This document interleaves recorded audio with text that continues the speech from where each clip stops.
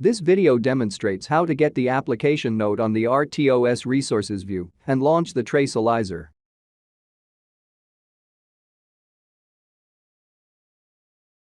First, we will explain how to connect the PC to the EKRA6M3 board.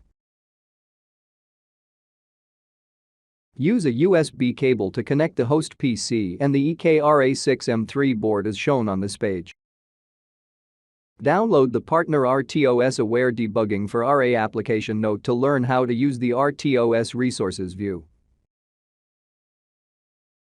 Next, we will go over the procedure that describes how to start the Tracealyzer.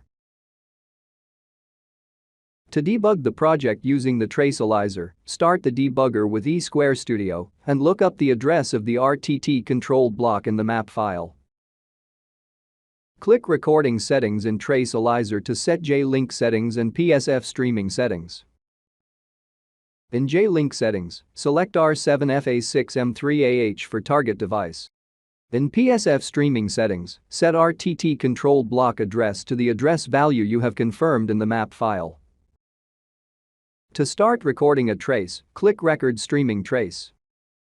There are several analysis modes available. For more information, see the Help tab. Caution: if you stop and restart Tracealyzer, please reset the debugger. See these application notes for more information.